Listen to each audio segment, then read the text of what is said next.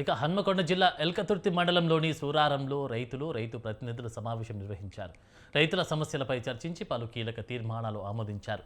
పంటలకు గిట్టుబాటు ధర కల్పించడం, సాగునీటి సమస్యలు పరిష్కరించడం, నాణ్యమైన విత్తనాలు, ఎరువుల సరఫరా, వ్యవసాయానికి అవసరమైన మౌలిక సదుపాయాల కల్పన, రైతుల సమస్యలపై తక్షణ చర్యలు చేపట్టడం వంటి అంశాలను ప్రధానంగా ప్రస్తావించారు.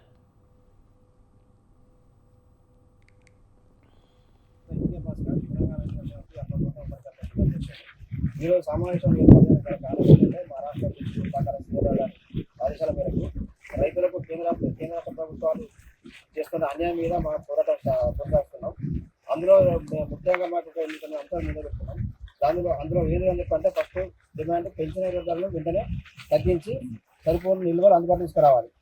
రెండవది అన్ని పంటలకు ప్రస్తుతం ఉన్న సాగు ఖర్చులను పరిగణన తీసుకొని ప్రకటించిన కనీస మద్దతు ధరలను ఎంఎస్పీకి రెట్టింపు చేయాలి.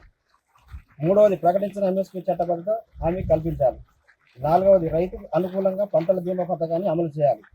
ఐదవది అధిక వడ్డీతో ఉన్న ప్రైవేట్ అప్పుల బారి నుంచి రైతులను గట్టెక్కించేందుకు ఆర్బీఐ మార్గదర్శకాల ప్రకారం పంట రుణాల ఆధారంగా అవసరం ఉన్న రైతులకు 2 నుంచి 3 లక్షల రూపాయలు సౌకర్యం బ్యాంకు ధర కల్పించాలి. ఆరవది వ్యవసాయ కూలీల కొరత మరియు వ్యయాన్ని తగ్గించేందుకు రైతు వాటా 50% వ్యవసాయ పనులకు ఉపాధి హామీ పథకంతో అనుసంధానం చేయాలి. ఏడవది ధాన్యం మరియు ఇతర పంటల కొనుగోలు విధానాన్ని పరిశీలించి రైతులు వారాల తరబడి కొనుగోలు కేంద్రాల వద్ద వేచి ఉండే పరిస్థితి లేకుండా ముందస్తు ప్రణాళికతో కొనుగోలు